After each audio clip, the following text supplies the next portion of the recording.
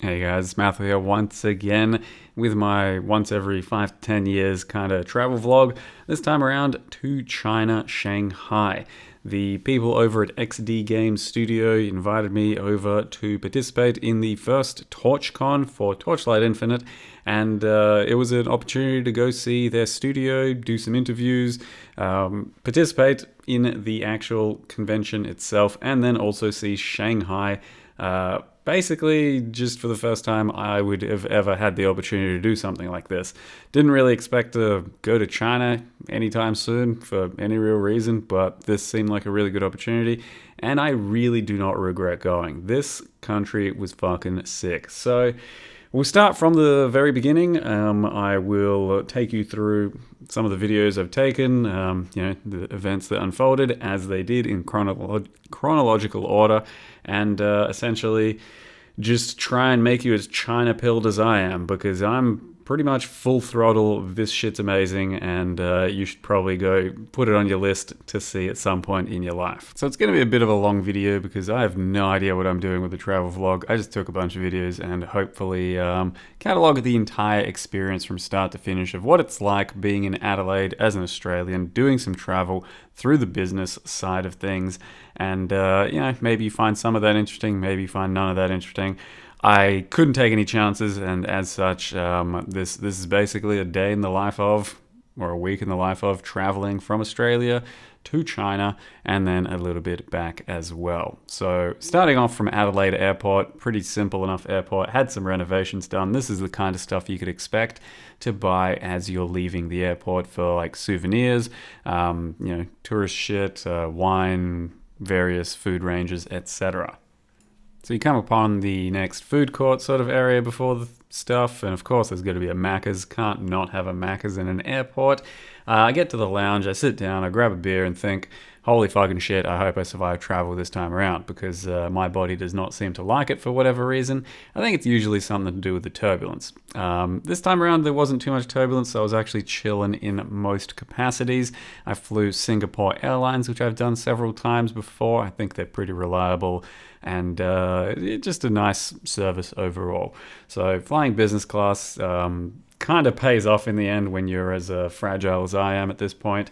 You kind of need a bit better of a system to pick between foods and also just sleep a bit better and hopefully deal with turbulence a bit better as well. I think it's one of my worst qualities at this point, just flying and being bad at it, but it is what it is. I don't know.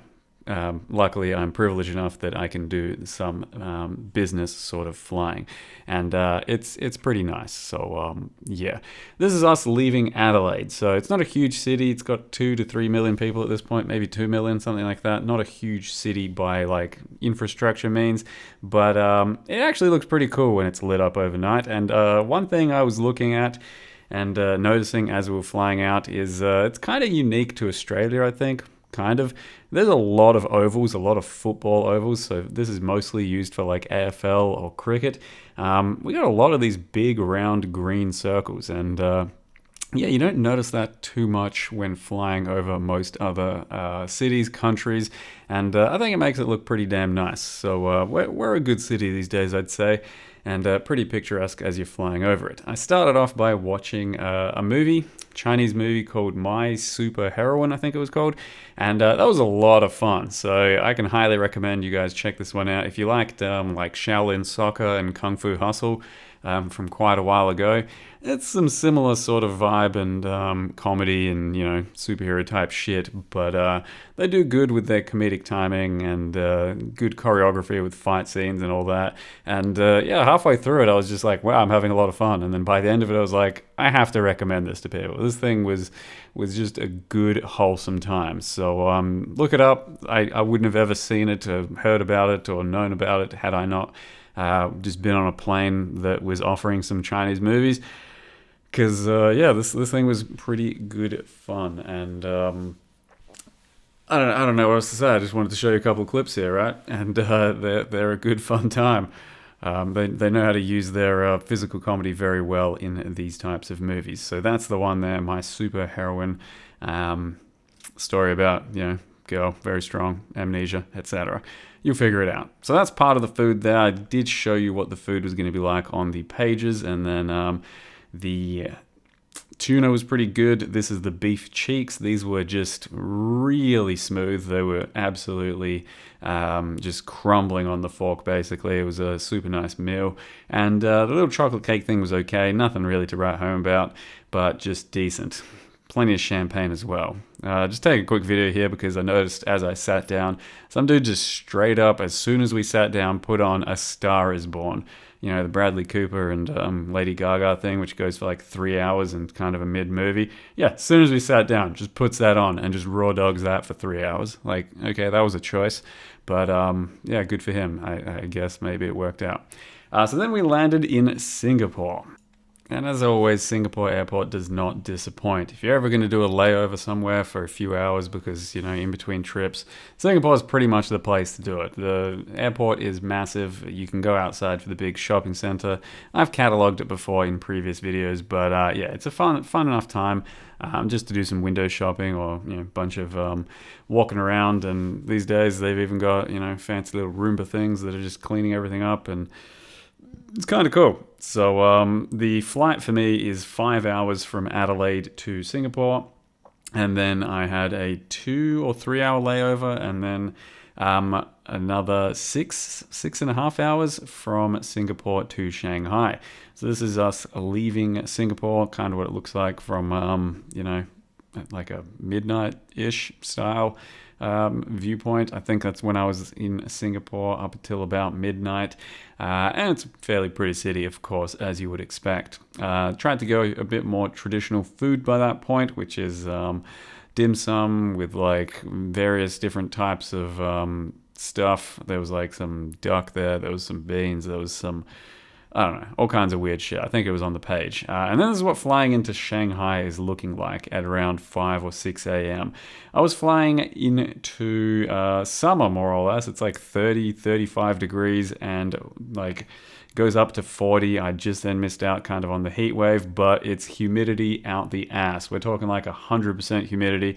And yeah, I was hot all week long. So once I landed and, you know, dropped my bags off at the hotel, we went out and found kind of the fake street area.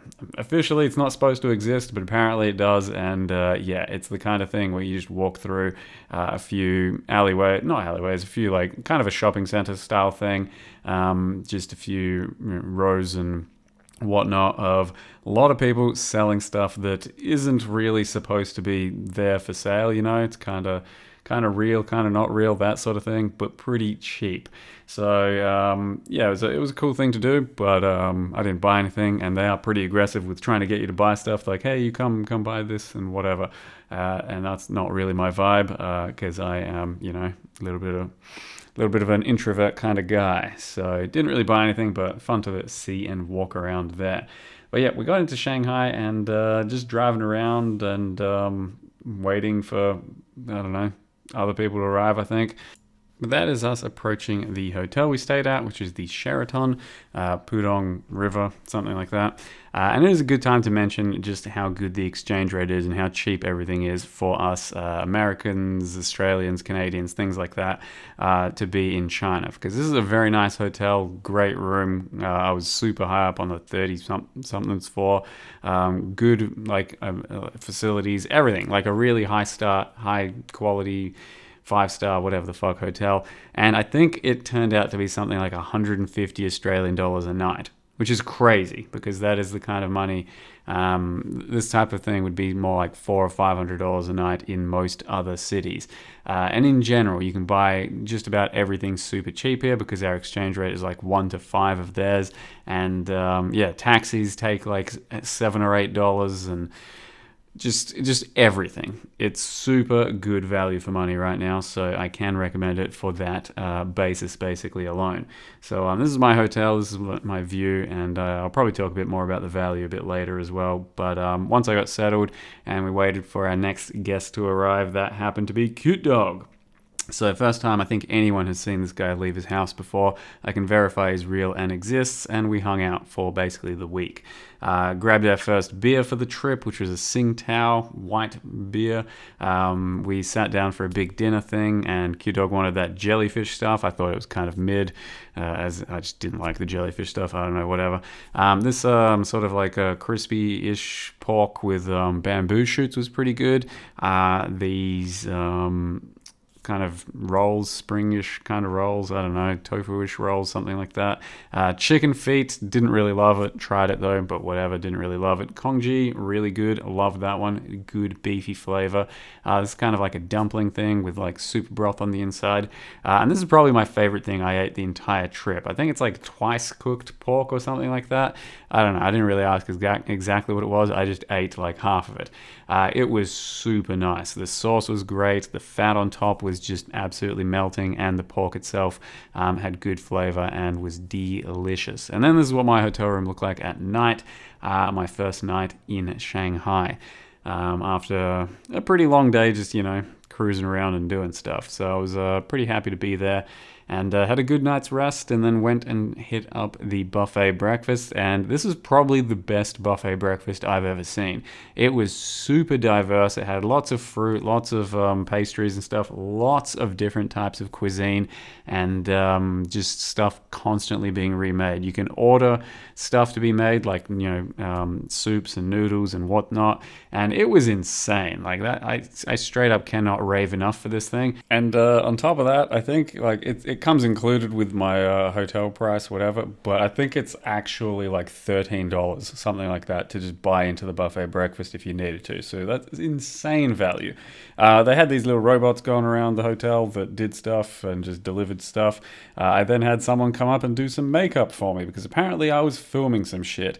I had a very loose understanding as to what I was doing on the trip, basically, but when I got there, I was given some handlers and stuff, and they were telling me what to do and what was going to be happening. And apparently I was going to be filming some shit, and they needed to do some makeup for me because, they do that for filming, and they made me look like a vampire. I think my theory there is I do have these like dark kind of under circles under my eyes, and just trying to cancel that out, you just go a bit over the top sometimes, and thus I don't know, look like a vampire. The Torchlight vans rolled up, and those looked mint condition. I was very impressed with those, and that's when it started to get kind of real. I'm like, hey, this Torchlight thing is pretty serious business. So that's when it started to kind of, sink in that I'm here to do some stuff, and they've got plans. So being inside the cars was really nice. This was my first proper experience for a lot of the really nicer cars in Shanghai, because they have a serious automotive industry here. Like there is, I'd say more than 50% of the cars are electric at this point, and they are very modern and futuristic and shit. It's pretty crazy, and especially because they're very affordable as well by our standards anyway. So all these cars were super nice that we're basically sitting in, and there's just crazy good cars that you'd never see in our Western world out and about. And then this is the first time that we got to, I think what it's called is the Bund, which is kind of like just, I don't know, a big fancy midtown area that looks pretty futuristic and stuff. And that's where we did some of our actual shooting for the little film thing that we were going to do. I just took a random picture of a couple that was getting married and doing some photo shoots, because this chick was in a black wedding dress. I'd never seen that type of shit before, and that really impressed me. I thought it looked super stunning. And that's roughly where we did some of the photo shooting. We stopped for lunch. We went to this healthy little bowl place where you can order all kinds of stuff. I had the sort of chicken bowl there. The one above me there is the K-pop beef bowl, which is like a Korean-inspired sort of beef bowl. And then this is next to Shanghai Tower, which is supposedly one of the tallest towers in the world. Maybe was the tallest in the world for a while. It's pretty crazy stuff. We did some filming just underneath it, because underneath it is like this bank vault, like safety deposit boxes and stuff. And the idea is that they actually wanted to have a few of us streamers or content creators do some of this filming, because they apparently fly us out, and then we do some filming for this little heist clip video for their new upcoming season reveal, which has a lot to do with a kind of heist-like mechanic where we infiltrate some stuff, and it turns into kind of cool little video. So we spent all day shooting, like 8 hours with a full like little camera crew and stuff. And the end result, I'll show you in just a sec. But this is still the very fancy part of town with all the newest buildings and all the fanciest shops. And this is pretty much just after we wrapped up shooting for the film, as we were on our way to get some massages done and just enjoy the vibes. But the actual video was basically this. So we spent all day filming, like 8 hours with some, camera crews and stuff. Each of us probably had to do like 5 seconds of footage, maybe like 4 times, and that took like 8 hours all over town. And there's me, made it to the big screen. This is on the official reveal for the Chinese stream. And this is basically what happened. We like went into this bank vault, and this is an actual, real, legit thing. I'd never been in some shit like this. There's like metal walls and floors and ceilings, and it's all super secure and locked off and stuff. And we just did some meme photo shoots or not photo shoots, but a little video movie thing, because we had a narrative here. Like I said, apparently flew in. We're trying to infiltrate some stuff. We're trying to do some heist thing, and some guy stops us, and there it is. It was really just cool to be a part of, like a proper little production thing like this. They are not fucking around with this Torchlight business. That was one thing for sure after experiencing some of this stuff, and then after seeing Torchcon itself as well. So we had a few minutes to kill before we went to get some massages and stuff, and we're walking through some of the big fancy buildings that had a lot of crazy expensive shops. Like we're talking the highest tier brands. And we came across this Huawei store, so you might know them for their phones. Apparently they've got like collaboration with cars as well. So I don't think they strictly sell cars, but they like team up with some other brand, and then they do cars as well with them. And it was just some of the craziest shit I've ever seen. There's Tetris being fucking played on the back dash there. I sat down in one of the big cars, and the entire thing is a panel for LED thing. Insane cars and just area in general.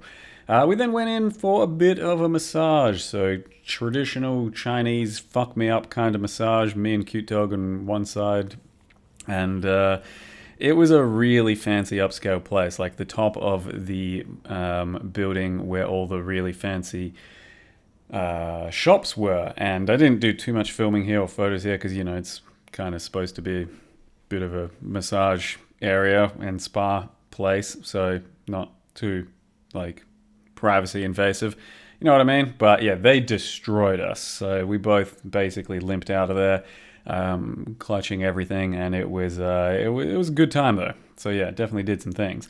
We then walked out and just saw a bit of the nightlife, a bit of the city life, and hopefully this helps you understand why I'm a bit more China-pilled at this point too, where we're just like walking around going, holy shit, what is going on out here?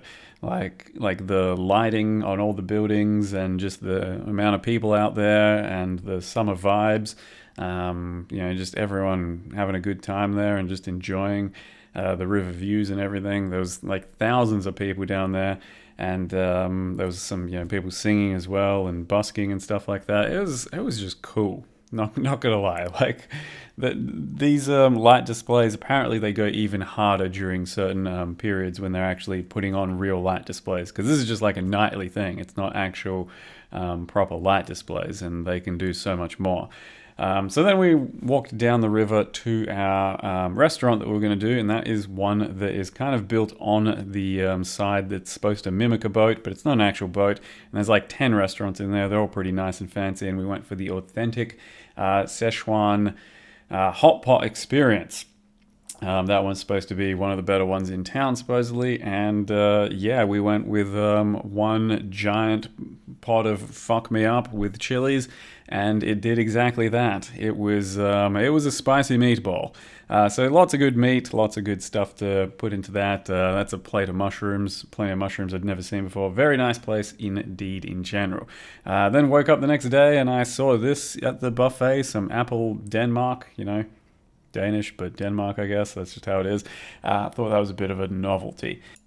So the next day, I did head into the XD offices to do some kind of torchlighting interview. So while I was doing the interview, Cutedog was playing around with the new I guess, client that's going to be released, and given it a bit of a play test and sussing things out. But I was supposed to do an interview for an actual proper production thing with the big bosses, so like the lead production dev and like the lead artist, I think, on a proper set with proper filming, and I was supposed to prepare some actual questions and stuff.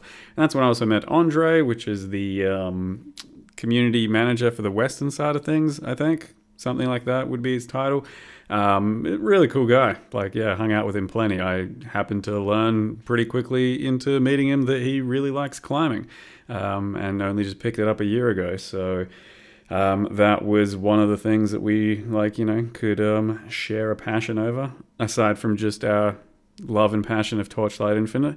So yeah, after that we also did some climbing too, but it was great to hang out with him. So I did some interview stuff. It took like 2 hours, which I thought was going to be 15 minutes. So that was crazy because there had to be some translation involved. And I was trying to ask some pretty broad ARPG style questions. And it's very clear these guys are passionate and they are trying to make a good game. Like, you might have some sort of qualms about monetization or something, but they picked a monetization model. It's doing things for them. I don't think it's too predatory or anything. And aside from that, they are trying to make a pretty fucking good ARPG, and I can respect it. So this is basically being shown around the offices, and I happen to be walking through all of the offices. They've got like 3 buildings at XD Games because they've got a lot of different games here. I happen to be walking through during pretty much what is known as like nap time. So it's around lunchtime, or maybe just a bit after lunch. Everyone gets like an hour to just chill and nap or play games if they want to. So, some of those dudes are playing Pokemons. A lot of people just roll out a sleeping mat, or they have got a actual little sleeping area for themselves, and just crank out a 1 to 2 hour nap. It's pretty legit. And apparently that's just still the tip of the iceberg. Like, the more traditional kind of companies for China have like a 2 to 3 hour nap break and really split their day in two. This is still a bit more of a global kind of company, and I think it does like a 1 to 2 hour sort of nap situation. But yeah, love the idea, especially as someone who splits their day in two. I think it's a good revitalizer for your productivity and your brain and all that. Anyway, this is all just office stuff. This is the XD office, and yeah, like there's one kind of segment and building dedicated to Torchlight, and a couple of buildings dedicated to other stuff, and got to walk around and see people like working to some extent, because like I said, I was doing it while they were like doing their nap stuff. This is just one guy's corner who's got like a lot of figurines and stuff, and then someone else had like a big old Goku as well. So yeah, relatable devs can understand where they're coming from and stuff. And this is the sort of sound area, which is just the closet with all the sound props and various things that they do in the audio department, where they make random noise and stuff, and it all looked like a pretty legit operation. I was shown how some of it works, and it was cool stuff by all means. I was pretty blown away by how big this operation was, and just how much goes into this. So the game's actually pretty damn big in China. There's still a lot of people play it on the Western front, but nowhere near as many as on the Chinese realm. And then I came across some Catava figures. I was like, where the hell do they get Catava figures from? So a lot of the people that are making and play Torchlight are fans of Path of Exile as well, and that's why you'd see some overlap. All those PCs and phones were like quality assurance, so they're just bots running billions of things. And then we went for a bit of a lunch, which was what that previous meal was, and then this is the big dinner that we were taken to for the evening with a lot of the other creators that they invited. So they invited a lot of Chinese and Korean creators as well as just a few of us. And then a bunch of the dev team too, and it was a pretty high upscale sort of place with a bunch of fancy food. It wasn't really to our taste though. It was a bit more difficult to eat. It was a lot of seafood and various bones and clams and stuff and whatever. So yeah, the flavors were okay, but still not really to my taste. Like I don't know, I can't lie, and the food all looked really good, but I didn't super love the flavor on all of it. So it was still a fun evening by all means, and very nice to be treated that way. We then the next day, basically, me and Andre And Mike One Up, another streamer, went and checked out one of the bouldering gyms. So he was going to take me to a bouldering gym and show me what the Chinese side of bouldering can look like. I didn't do too much. I was still like, after 5 or 6 days of like not climbing and all the flying and walking around and shit, I was honestly kind of shit. But still checked out the gym and tried some stuff, and it was pretty cool to see what their side of things was. And then we did another gym a bit later on, which I'll show you too, which I think was a bit cooler than this one. Well, there wasn't any need to go too hard, because later in the days when Torchcon was starting, and still kind of not too sure what Torchcon was going to be all about, but it did have a similar feel to it to an ExileCon, just a bit of a smaller scale, because it's just a few hour sort of presentation, a few games, but it felt really high production value, really cool theatrics and stuff, and I was super impressed. Like, it was a lot of fun being there. That portal that you first walk through was really cool. They've got, had really cool decorations everywhere. Like I said, the theatrics of it all were really good. It's a few hundred people in a hall in Shanghai Tower, and there was going to be some announcements, some presentations, some discussion from the lead devs and stuff. And as we're sitting there, they've got the cinematic for, I don't know if they actually had the cinematic ever. It may have been from some other client or some ancient thing, but the cinematic was really cool. Like, it was fun to watch that thing. Like, they've got good, solid, fun production value there. So things kicked off, and our hostess lady started talking about stuff, and then the heroes themselves from Torchlight started to show up, and that was a nice, pleasant surprise. So we've got our earpieces, as in our ears. Someone is translating from Chinese to English for all of us, like for 5 of us, because we're pretty much the only ones that need that. And one by one, these cosplayers would show up and be looking absolutely spot on for what the heroes in the game are. They'd also have similar, like, they were told clearly how to act and how to be lore accurate and stuff for the characters in game, and it was really cool to see. Like, I wish some of the other games we played had this cool type of shit. Like, this is another part of the whole China pilled sort of scenario, because I was just like, god damn, this is fun, this is cool, yeah, only positive things to say about that. Because you can then have a look at their outfits and get, up close and personal and do a bit of photos with them and stuff like that. After that, the developer came out and started talking about Torchlight, where it was, where it's going, the progress, the process, all of that.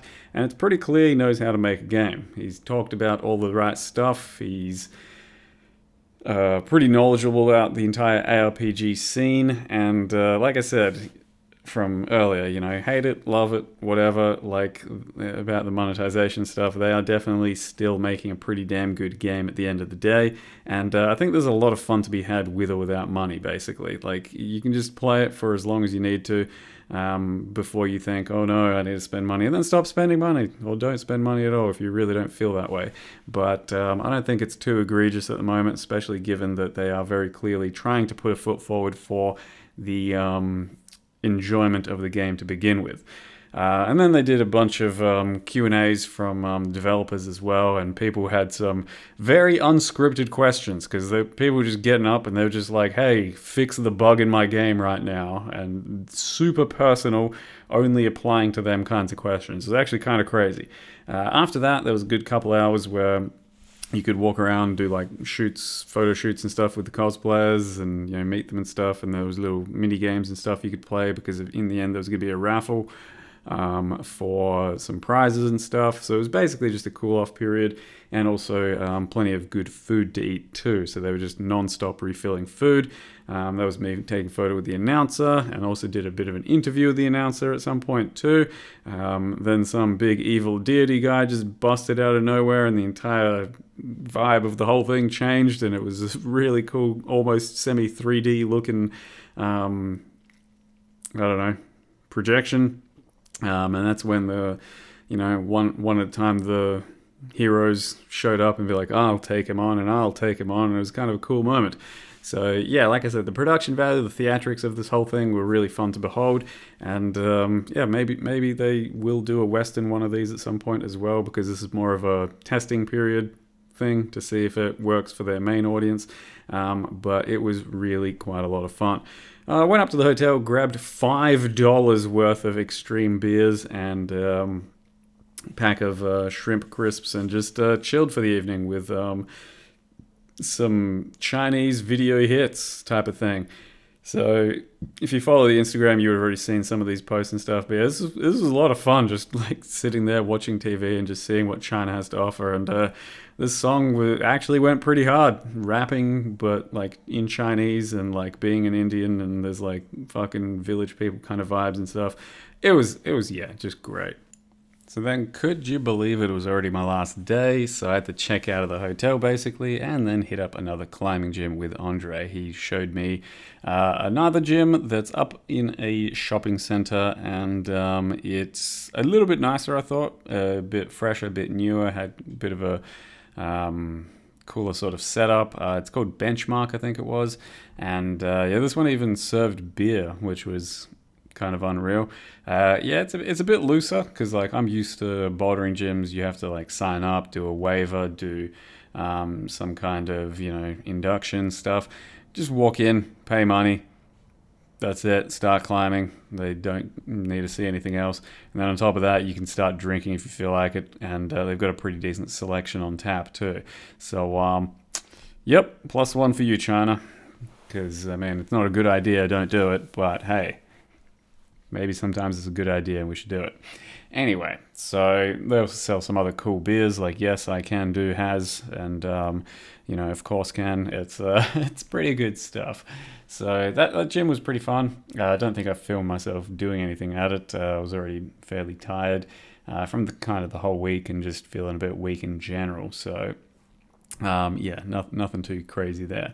I then split off, and I had basically half a day to myself until the dinner I was going to do, and then just going back to the airport. And I explored the rest of the kind of big shopping center, went into lower levels. This is like basement 2 or something, and came across some kind of table tennis tournament that was going on, because there was people like cycling in and out and teams playing and stuff, and I watched a bit of that, and then came across even further down into the basement of this shopping mall some kind of cat congregation or cat show or something. I have no idea what was happening here, because it's kind of tiered seating, and there's a lot of seats and people in like an enclosed area with pretty much everyone with a cat, and they're all dressed up and shit, but they're not like being shown or anything. They're all just kind of, I don't know, being miserable and getting shown off to each other or something. I don't know what the fuck is going on. This chick had a ferret as well. But yeah, most of the cats did look pretty sad, but I think that's also kind of the breed of cat that they've got. They've got those like kind of somewhat grumpy faces. Either way, it doesn't seem like a great idea doing this for all the cats. You know what it is. Except for this guy. This guy was chilling hard as fuck. Didn't care about the rest of them, so that was nice to see. We then went to a nice Japanese izakaya restaurant. Me, Cutedog, and our 2 handlers, which I think were basically his like agents. But they took very good care of us throughout the week. They doing our translating and setting up all our stuff, and it made the trip honestly very easy and enjoyable for me. Like, I was worried about having to do stuff. I was worried about the language barrier and what I'd be doing and where I'd be going and stuff, but none of that was really a concern in the end. I was just being shown around and doing various tasks that Torchlight wanted me to do, as well as participating and enjoying the con itself. So it was still quite a lot of work. The first few days I was pretty full on, no sleep, and just like 8-hour days of just doing stuff. And then a couple of days that were a bit easier and just enjoyable, and then came back to Singapore and flew back to Adelaide, and here I am making the video right now after only just landing a few hours ago, still kind of sleepless.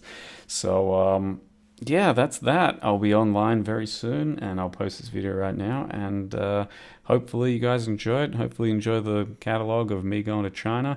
There's not really much more left to say. Like, it was a cool opportunity. I am glad I got invited, and I'm glad I pulled the trigger on this one. It is very scary to do stuff like this for a streamer, walking away, stepping away, feeling irrelevant, feeling like it's hard to build back an audience when you step away for a week or something like that. But I'm glad I did it, because this was probably a once in a lifetime kind of thing, just to be taken around. And dispel a certain mythos of a thing that you once thought. I was a bit hesitant about the China thing. You know, everyone's kind of that way on the Western world.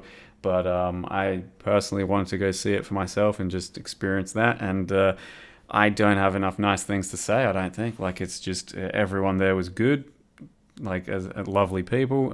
Everyone there that spoke English and then like moved there loved doing that. They didn't regret it for a second. They love Shanghai, they love China, they love Chinese people, and then on top of that, the prices are just crazy for us right now.